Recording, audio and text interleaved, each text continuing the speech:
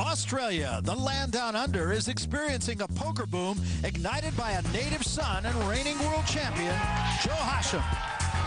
Melbourne's spectacular Crown Casino plays host to the largest poker tournament in Australian history, boasting a prize pool of more than $3 million, with $1 million going to the winner.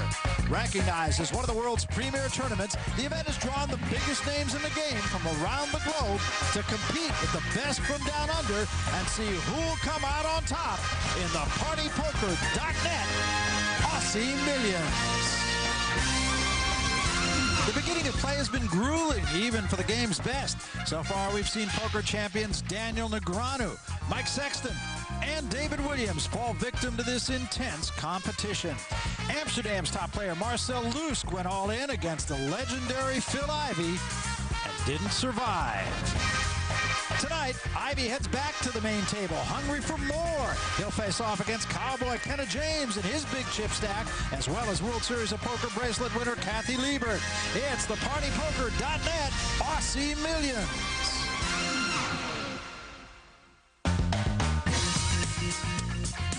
And we welcome you to the Crown Casino Hotel. We are in Melbourne, Australia. Barry Tompkins, world-renowned poker author Michael Koenig alongside. And let's take a look at the chip count where we stand right now. Jerry Fitt is our chip leader ahead of Kenneth James and Phil Ivey. And then a pretty big drop down to Kathy Liebert. Myron Plum right now is the short stack along with Daniel Cairns. Well, everybody, of course, has to be looking at Phil Ivey, arguably the best player in the world. Kathy Liebert's not going to be odd, though. She's played plenty of tournament poker with Phil and just about everybody else in the world. And let's remember, this is still fairly early on in the tournament. But players like Mr. Plum down on the short stack with merely 29, 30,000 to play have got to get involved pretty soon. And look at this. He has picked up an ace-king, and this might, and there he goes, all in. Well, you said it. He's got James with a little pair. It should get out of there with a queen 3 and does. Oh, boy. Oh, man, for experience. I'm going to call you for experience. Hopefully you got slick. All right, what do you got? Yes, he does have slick. And Kenneth James's pair of fives in this situation are actually a favorite over Big Slick. Very close. All in? All right. Yeah, I got slick. Yeah, very good. That's real bold of you. Thank you. Thank you. Well, a deep breath drawn by Myron Plum, slight underdog, 4-deuce-9 on the flop. That's no help. Yeah, 6 of clubs. 3 spades for James. There's the ace. Oh. Yes, indeed. Still looking for James does have a flush draw, though. A spade will send Plum home. And he doesn't get it. 4 diamonds on the river. And Plum will double up through Kenneth James. And a deep breath from James. What's 30,000 between friends, huh? That's it. I mean, seriously. Well, Myron Plum and Kenneth James hook up, and we're going to jump away for some bonus coverage as Antonio Esfandiari all in against Peter Prattis. Prattis has the nuts straight. Esfandiari 2 pair, and he makes the full house. And there you go, a little drama.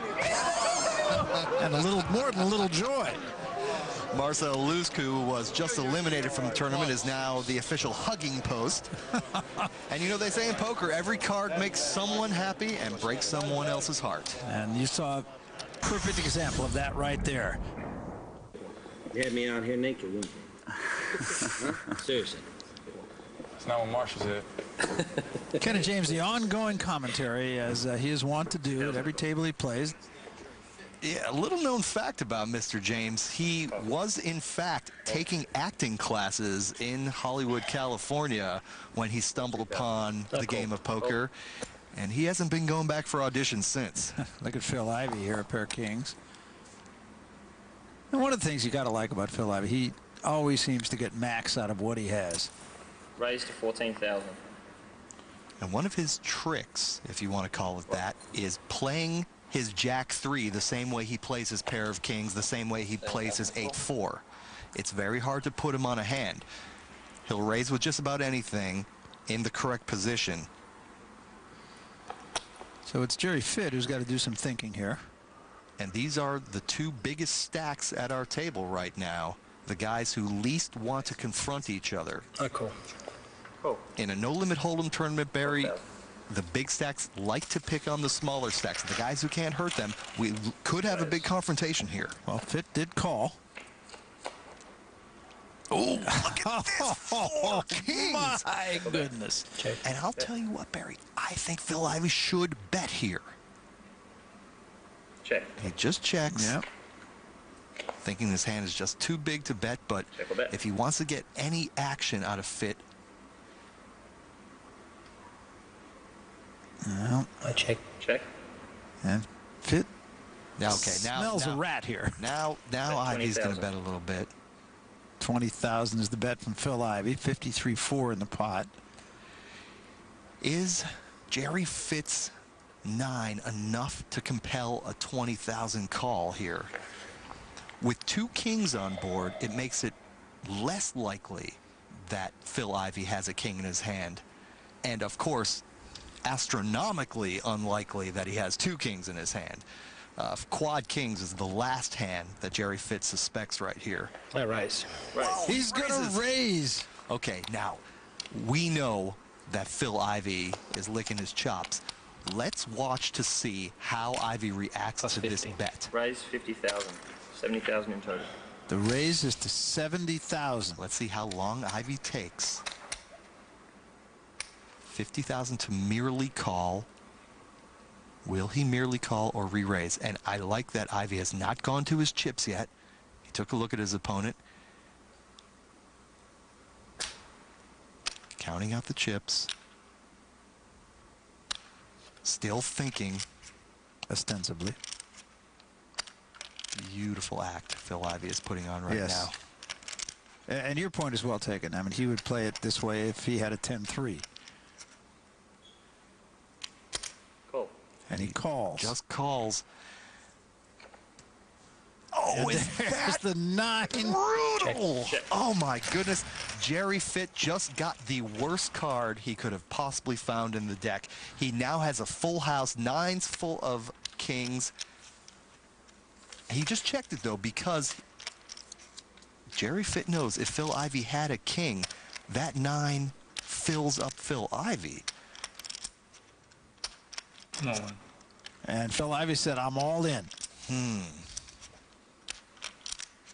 Every single one of his remaining chips. Jerry Fitt has more chips than Phil Ivey, but that's a 106,000 chip bet. This is by far the hugest pot of the tournament. And Barry, that kind of bet, that all in there, to most players it would look like a guy who doesn't want to get called. And that sometimes can influence a player's decision. When you look at a guy who doesn't want to get called, normally